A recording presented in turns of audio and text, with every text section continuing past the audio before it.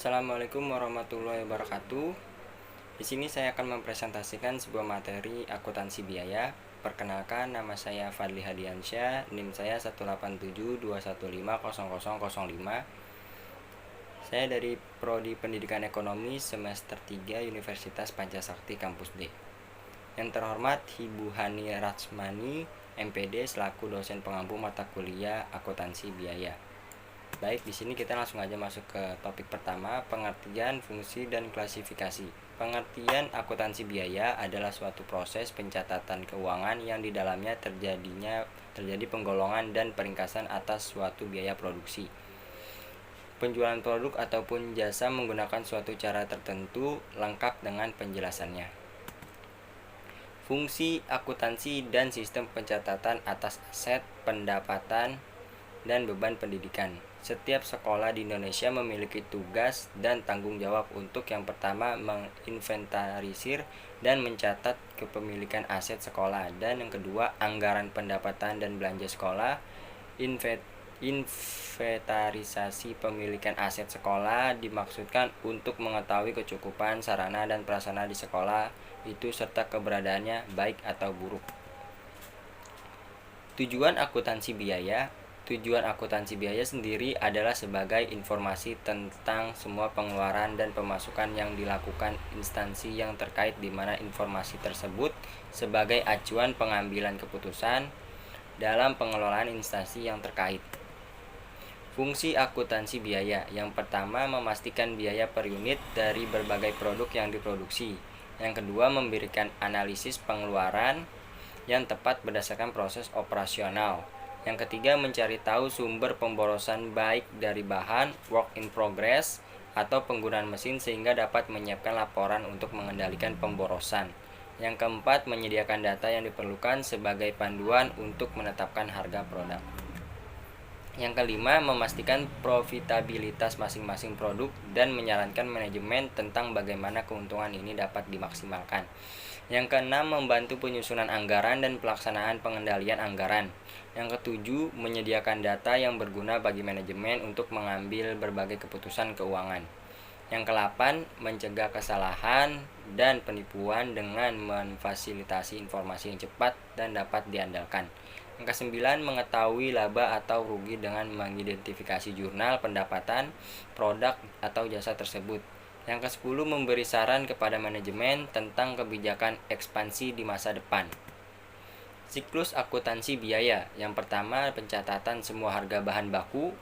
Yang kedua pencatatan semua biaya tenaga kerja tidak langsung. Yang ketiga pencatatan semua biaya. Yang keempat biaya overhead adalah biaya yang mendukung proses produksi tetapi tidak termasuk biaya bahan baku tenaga kerja langsung maupun tidak langsung. Yang kelima penentuan harga pokok dengan melakukan kalkulasi semua biaya yang dibutuhkan. Baik, kita langsung masuk ke topik yang kedua, yaitu peran dan fungsi akuntansi biaya dalam dunia pendidikan. Latar belakang diperlukannya akuntansi biaya dalam pendidikan yang pertama memberikan tingkat keefektifan dan juga keefisienan terhadap dana pendidikan sekolah. Yang kedua mengetahui penyebab utama biaya yang terdapat di sekolah. Yang ketiga memberikan informasi terkait laporan biaya ataupun keuangan secara akurat dan tepat. Yang keempat memberikan jaminan pada akuntabilitas dan transparansi pengelolaan serta penggunaan dana pendidikan sekolah. Yang kelima menghasilkan laporan biaya ataupun keuangan terkini yang nantinya bisa dijadikan sebagai alat dasar untuk membuat kebijakan penting di sekolah, khususnya yang terkait dengan aspek finansial. Sistem akuntansi biaya untuk tenaga kerja atau karyawan bidang pendidikan. Yang pertama ada gaji kepala sekolah dan tunjangan kepala sekolah. Yang kedua gaji guru dan tunjangan guru. Yang ketiga gaji guru honorer dan tunjangan guru honorer.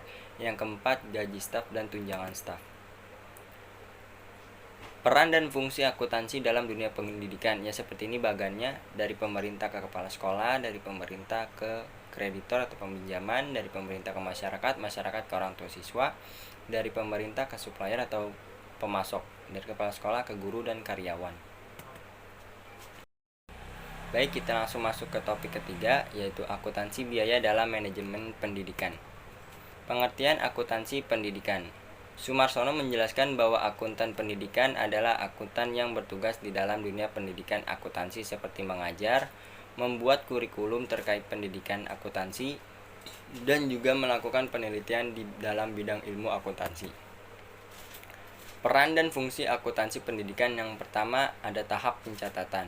Di dalam tahap akuntansi pendidikan, hal yang paling utama yang harus dilakukan adalah identifikasi dan mengukur bukti dan juga catatan transaksi selama kegiatan berlangsung. Yang kedua, tahap pengiktisaran. Tahap yang kedua dari akuntansi pendidikan ini akan dilakukannya penyusunan yang berkenaan dengan neraca saldo yang berdasarkan pada saldo akun buku besar, penyusunan kertas kerja, membuat jurnal penyesuaian, serta neraca saldo, dan diakhiri dengan jurnal pembalik. Yang ketiga ada tahap laporan. Dalam tahap ini penyusunan laporan surplus defisit baru bisa dilakukan. Selain itu akan dilakukan pula penyusunan terkait laporan neraca, arus kas, dan juga catatan atas laporan keuangan. Laporan keuangan pada akuntansi pendidikan: yang pertama ada neraca. Neraca adalah gambaran posisi keuangan yang terdapat pada institusi ataupun lembaga pendidikan dalam periode waktu tertentu. Yang kedua, laporan surplus defisit. Akuntansi yang terdapat di dalam dunia pendidikan akan menyediakan data yang sifatnya kuantitatif berupa laporan keuangan. Yang ketiga, laporan arus kas. Laporan arus kas akan mempresentasikan terkait posisi perubahan kas dari satu periode ke periode lainnya di dalam akuntansi.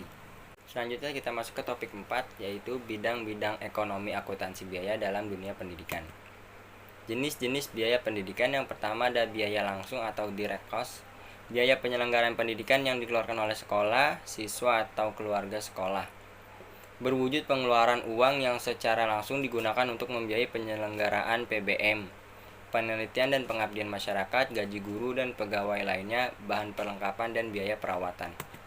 Yang kedua, biaya tidak langsung atau indirect cost. Biaya hidup yang dikeluarkan oleh keluarga atau anak yang belajar untuk keperluan sekolah.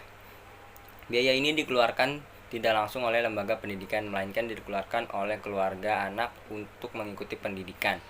Biaya tidak langsung berupa biaya hidup yang menunjang kelancaran pendidikannya, misalnya ongkos angkutan, pondokan, biaya makan sehari-hari, biaya kesehatan, dan sebagainya. Yang ketiga ada private cost, merupakan keseluruhan biaya yang dikeluarkan keluarga atau segala biaya yang harus ditanggung dan dikeluarkan oleh keluarga anak untuk kebersihan belajar anaknya. Misalnya keluarga membayar guru les privat supaya anaknya pandai bahasa Inggris dan matematika. Yang keempat, social cost, merupakan biaya yang dikeluarkan oleh masyarakat baik perorangan maupun terorganisasi untuk membiayai segala keperluan belajar. Yang kelima ada monetary cost.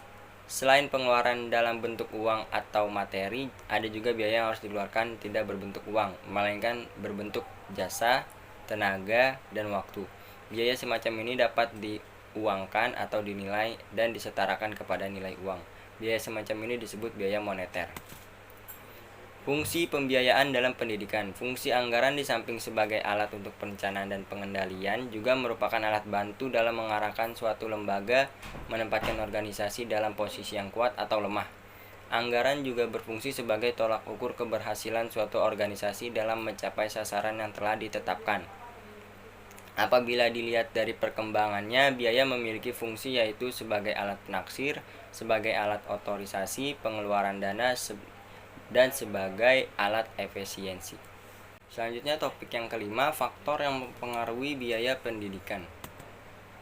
Menurut Iskandar tahun 2011, lembaga pendidikan sebagai produsen jasa pendidikan, seperti halnya pada bidang usaha lainnya, menghadapi masalah yang sama, yaitu dalam hal biaya produksi. Tetapi ada beberapa kesulitan khusus mengenai penerapan perhitungan biaya produksi.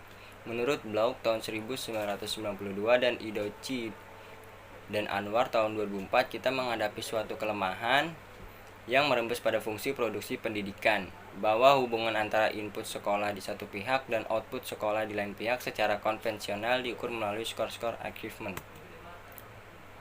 Faktor-faktor yang mempengaruhi pembiayaan pendidikan sekolah dipengaruhi oleh: yang pertama ada kenaikan harga atau rising price, yang kedua perubahan relatif dalam gaji guru atau teacher salary, yang ketiga perubahan dalam populasi dan kenaikannya persentase anak di sekolah negeri, Yang keempat, meningkatnya standar pendidikan atau educational standard. Yang kelima, meningkatnya usia anak yang meninggalkan sekolah. Yang keenam, meningkatnya tuntutan terhadap pendidikan lebih tinggi atau higher education. Selanjutnya yang terakhir kita masuk ke topik ke-6, yaitu siklus akuntansi pendidikan dalam akuntansi biaya anggaran pendidikan. Anggaran pendapatan dan belanja sekolah atau APBS. Menurut Bastian tahun 2007, dana pendidikan adalah sumber daya keuangan yang diperlukan untuk menyelenggarakan pendidikan. Secara umum, dana pendidikan di sekolah dapat berasal dari 3 sumber, yakni yang pertama pemerintah. Dana yang berasal dari pemerintah adalah dana penyelenggaraan pendidikan atau DPP. Bantuan APBD, dana kontingensi, dan dana hibah luar negeri. Yang kedua, orang tua dana yang berasal dari orang tua adalah sumbangan penyelenggaraan pendidikan atau SPP dan segala pungutan dari orang tua siswa. Yang ketiga, masyarakat, dana yang berasal dari masyarakat diantaranya sumbangan dari alumni, masyarakat sekitar, perusahaan, dan sebagainya. Dwi Harja dan Kurrahman tahun 2013 menjelaskan bahwa anggaran pendapatan dan belanja sekolah APBS adalah dokumen yang harus dibuat oleh penyelenggara sekolah, yaitu kepala sekolah, komite, dan tim di awal tahun pelajaran. APBS memuat serangkaian kalkulasi kebutuhan untuk mendukung penyelenggaraan pendidikan berdasarkan rencana atau program yang telah disusun oleh penyelenggara sekolah. Selain itu, APBS juga menggambarkan alokasi dan distribusi sumber-sumber keuangan kepada setiap bagian aktivitas sekolah.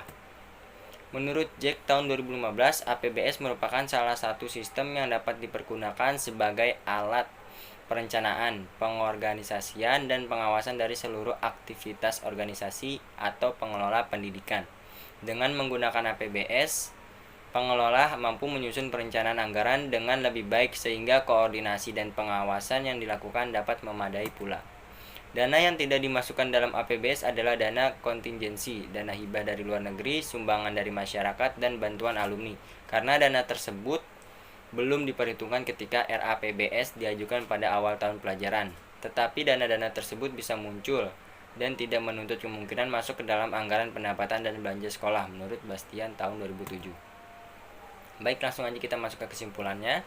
Akuntansi biaya adalah suatu proses pencatatan keuangan yang di dalamnya terjadi penggolongan dan peringkasan atas suatu biaya produksi. Tujuannya adalah sebagai sumber informasi tentang semua pengeluaran dan pemasukan yang dilakukan instansi. Sumarsono menjelaskan bahwa akuntan pendidikan adalah akuntan yang bertugas di dalam dunia pendidikan akuntansi seperti mengajar, membuat kurikulum terkait pendidikan akuntansi. Jenis-jenis biaya pendidikan, yang pertama ada biaya langsung atau direct cost, yang kedua biaya tidak langsung atau indirect cost, yang ketiga private cost, keempat social cost, yang kelima monetary cost.